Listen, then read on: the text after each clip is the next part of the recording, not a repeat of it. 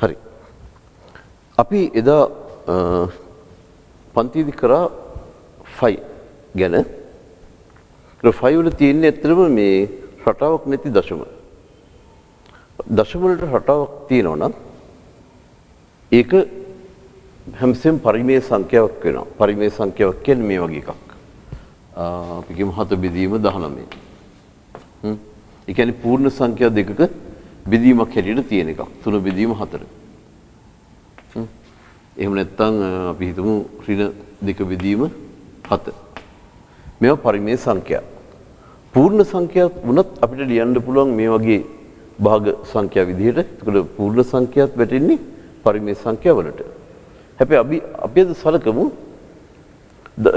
මේ පුනරාවර්තන දශම තියෙන. ඒ කියන්නේ දශම අනන්තයක් තියෙනවා. හැබැයි කිසියම් රටාවක් තියෙනවා. මේක මතකින් කරන්න බෑ, මේක හදලා ගන්න ඕන. මේවා හදන්න ඕනේ. මම හදන විදිහත් කියලා දෙන්නම්.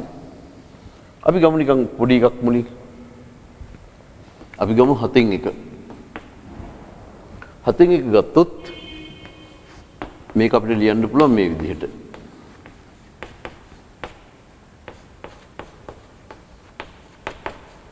උගලන්ට පේනවා මෙන්න මේ කොටස පුනරාවර්තනය වෙනවා. හැමතිස්සෙම මේක එහෙම වෙනවා. අනිවාර්යෙන් මේ වගේ පුනරාවර්තනය වෙනවා. ඉතින් ඔයගලන්ට ඒක ඕන නම් මෙහෙම ලියන්න පුළුවන්. හරි. අපි බලමු මේ වගේ වෙනස් විදිහ ඒවා. බලමු අපි උදාහරණයක් හැටියට 1/19. මම ගොඩක් කීපයක් ලියන්නම්. ඊට පස්සේ මම ඔයගලන්ට කියන්න මේක එකපාර ලියන හැටි.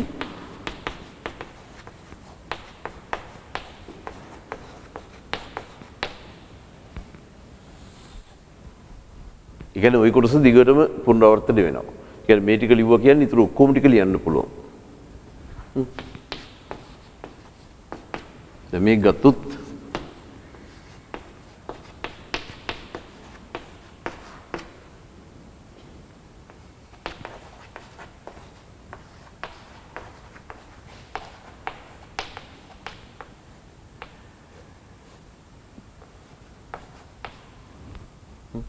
ඊට පස්සේ අපිට එනවා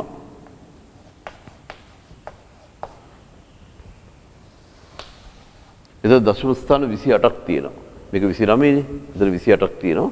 මේ 19 තියෙන අවස්ථාවේ මෙතන 18ක් තියෙනවා. දැන් බලමු මේ වගේ එකක්.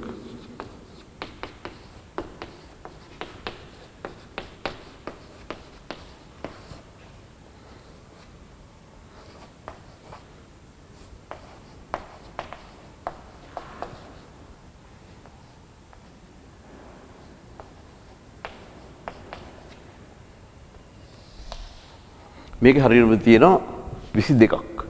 ඒකට හේතුව තමයි මේ සංඛ්‍යා ප්‍රථමක සංඛ්‍යා. Prime numbers. ඒ හින්දා තමයි ඔය ප්‍රශ්නේ තියෙන්නේ. නමුත් මේකෙදි එහෙම වෙන්නේ නැහැ. මේකෙත් එහෙම වෙනවා. 17 ප්‍රථමකනේ. හැබැයි ප්‍රථමක හැම සංඛ්‍යාවටම එහෙම වෙන්නේ නැහැ. එහෙම වුණොත් ඒක ප්‍රථමක සංඛ්‍යාවක් කියලා කියන්න පුළුවන්.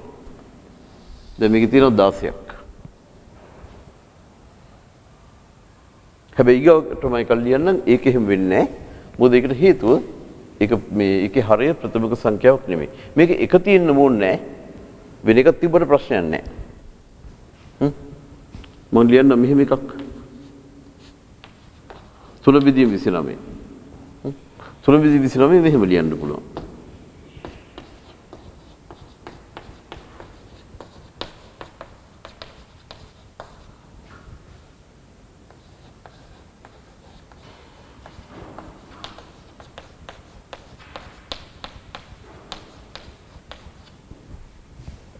උගලන්ට පේනවද ඒකේ රටාව? මේ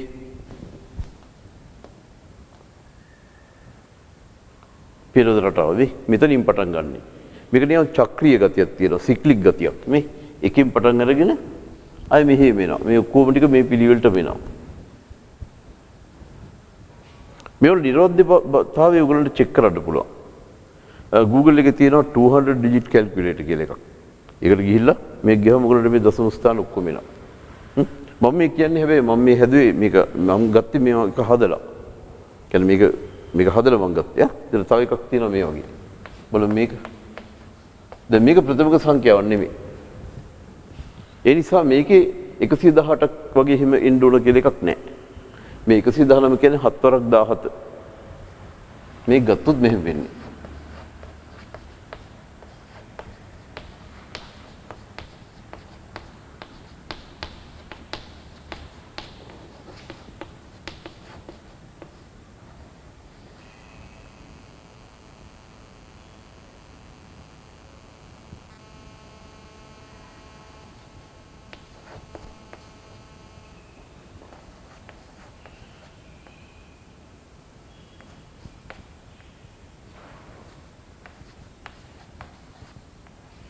මේක සාමාන්‍යයෙන් සාපේක්ෂව ටිකක් අමාරුයි.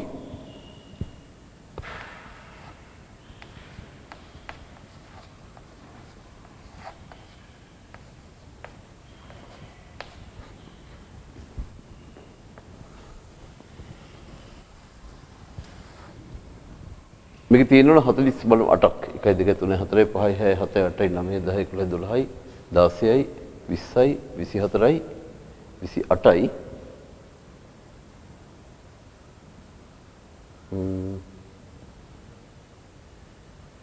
32යි 36යි ඒක කියලා ගිහිලා තියෙනවනේ. පොඩ ඉන්න බලන්න.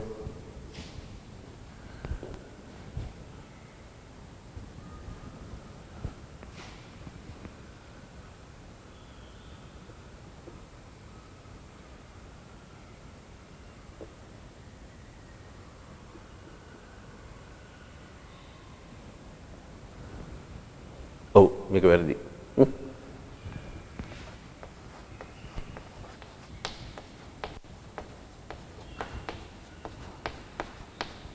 මේක සාමාන්‍ය මං කියුවා ටිකක් අමාරුයි මේක හදන්න.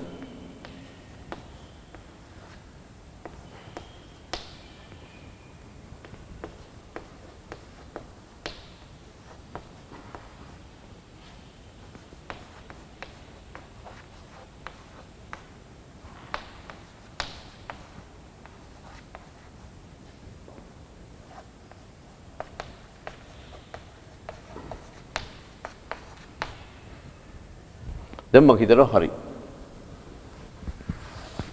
මේක වැරදි. හරි.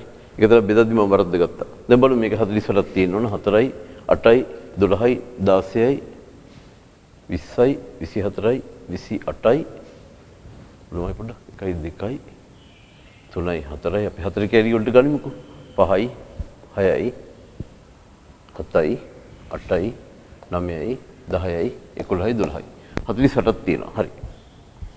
අරක වැරදි. ඒක දර පොඩි වැරද්දක් වුණ එකයි මම ඉගෙනන්නේ. දැන් බලමු මේක අපි එකපාර ලියන හැටි. මේක දැන් මම ලියවන ඔයගලන්ට බැරි වෙනවද?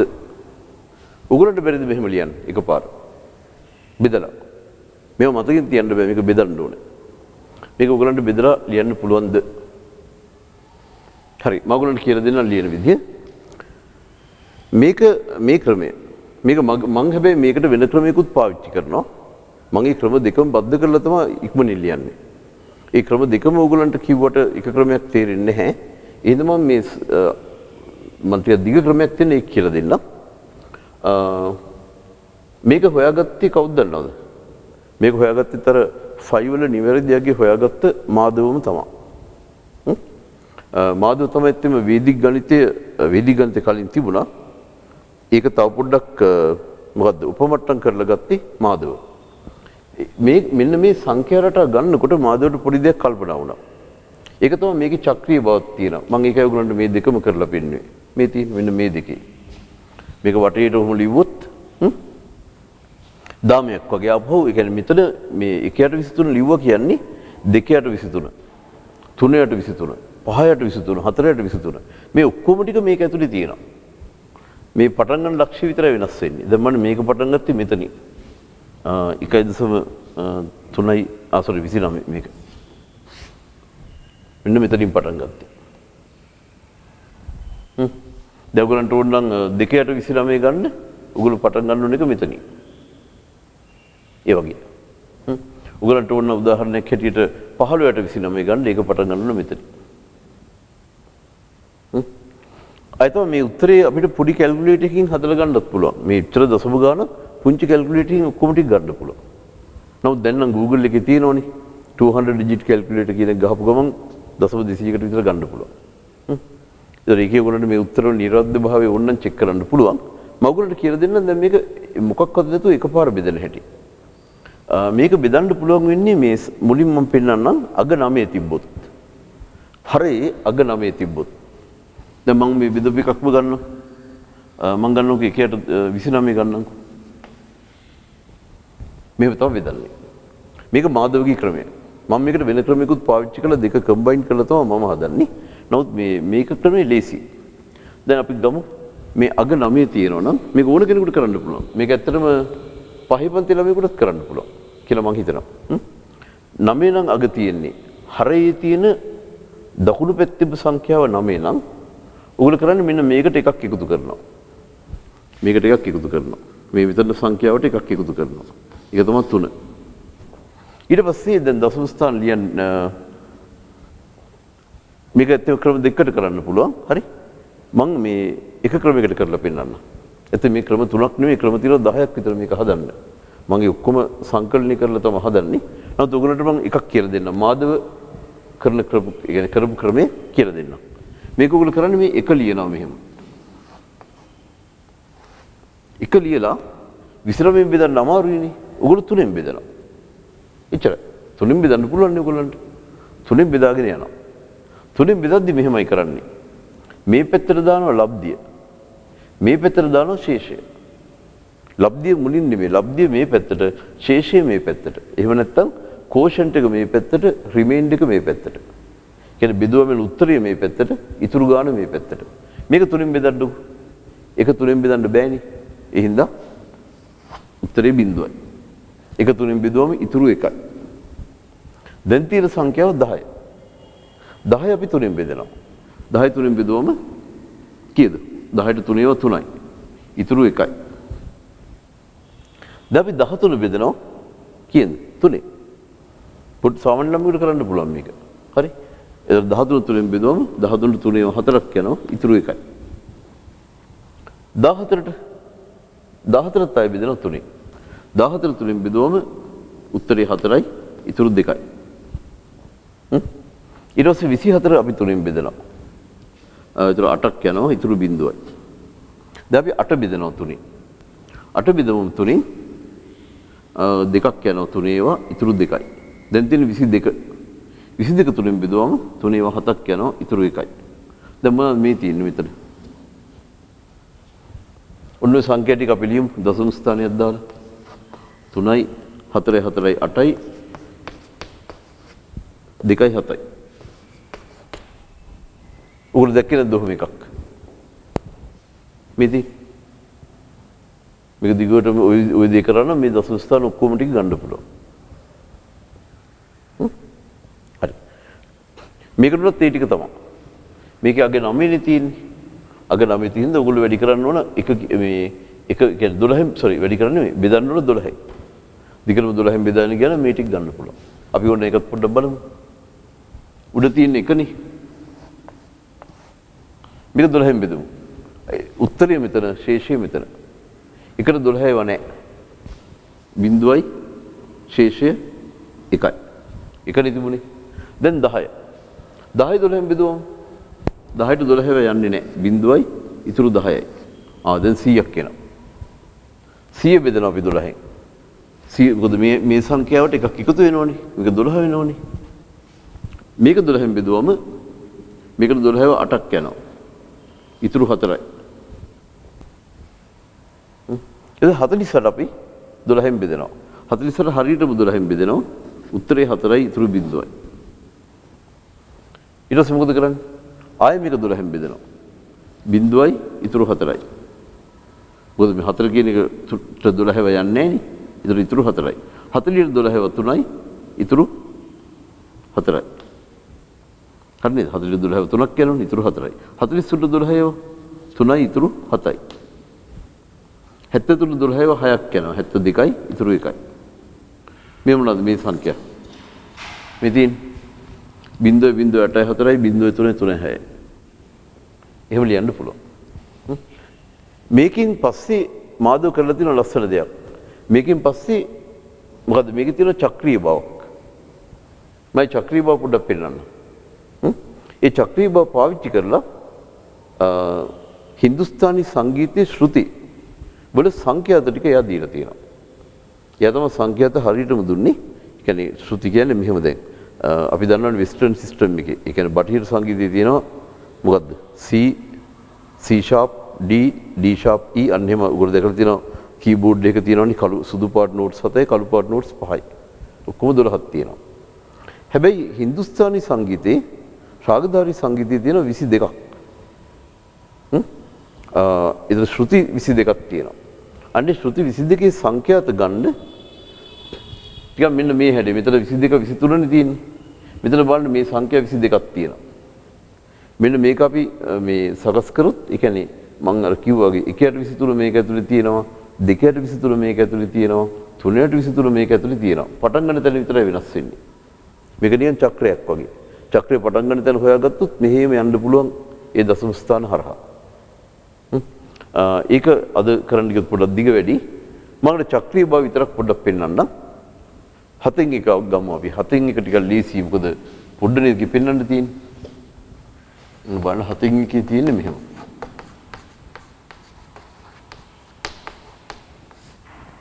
හතින් දෙක ගත්තොත්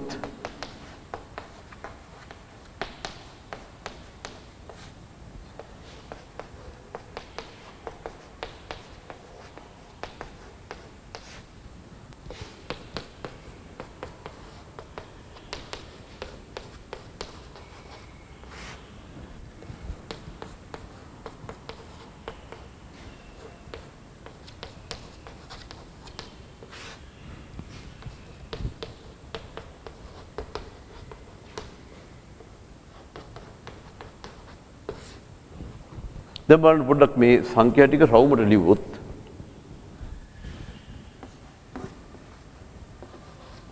මේ වගේ මේ බටහිර සංගීතයේ තියෙන මේ රවුමට තියලා ගන්න පුළුවන් දෙයක්. ඒ කියන්නේ ඒකේ පුළුවන් සබ් ඩොමිනන්ට් නෝට් එක, ඩොමිනන්ට් නෝට් එක. ඊට පස්සේ ගත්තම ස්කේල් එකේ තියෙන මොන නෝට්ස් ටිකද? ඒ ඔක්කොම කියන්න පුළුවන් මේ වගේ වක්‍රයක දාලා. ඒක සාමාන්‍යයෙන් ගොඩක් අය දන්නවද කියලා මම දන්නේ නැහැ. අපි ඒක දැන් මෙතනදී අදාළ නැහැ. දැන් බලන්න මෙහෙම. මෙතනින් දශම ස්ථාන තිබ්බොත් මේ 1යි 4යි 2යි 8යි 5යි 7 මෙන්න. මෙතනින් දශම ස්ථාන අපි මේ පැත්තට යන්නේ. මෙතනින් දශම ස්ථාන තිබ්බොත් මේ බලන්න 2යි 8යි 5යි 7යි 1යි 4. මෙතනින් දශම ස්ථාන තිබ්බොත් මේ තියෙන 4 2 8 5 7 1. ඒ ඔක්කොම ටික ගන්න පුළුවන්. මේ දශම ස්ථාන තියෙන තැන විතරයි වෙනස් වෙන්නේ. දශම ස්ථාන තියන්න පුළුවන් තැන් 6ක් තියෙනවා. 7න් 1 ඉඳන් 7න් 6 දක්වාත් භාග සංඛ්‍යා 6ක් තියෙනවා. හරි. මේ චක්‍රීය බව ඒ කියන්නේ මේ නැවත නැවත එන බව. මේක සමහරවිට ඇත්තටම බෞද්ධ දර්ශනය තුලත් තියෙන මේ වගේ දෙයක් චක්‍රීය වශයෙන් නැවත නැවත ආය එනවා කියන එක. ඒ වගේම සංගීතය තුලත් ඒක තියෙනවා. මේ දෙක දෙආකාරකින් තියෙන්නේ. එකම විදිහට නෙමෙයි තියෙන්නේ. නමුත් මේ චක්‍රීය බව කියන එක ගණිතයේ සමහර තැන්වල දකින්න පුළුවන්. තව ඊට ගණිතයේ උසස් ගණිතයේ වෙන ලස්සන තැන් තියෙනවා. එහෙම දකින්න ඒක මෙතනදී කිව්වට ඒක ගෝචර වෙන්නේ නැහැ පොඩ්ඩක්. ඒක ඇඩ්වාන්ස් වැඩි, සංකීර්ණ වැඩි. හරි. හොඳයි. එහෙනම් මේ ටික නිකන් ඔයගලන්ගේ මේ දැනුම සඳහා විතරයි මම කිව්වේ. හරි. ආයෙත් අපි දවසක බලමු මේ ඒ කියන්නේ හින්දුස්තානි සංගීතයේ කොහොමද ශ්‍රුති වලට සංකේත දාලා තියෙන්නේ කියලා. ඒකත් ගණිතමය රටාවකට තමයි දාලා තියෙන්නේ. ඒක අපි අනිත් දවසේ බලමු.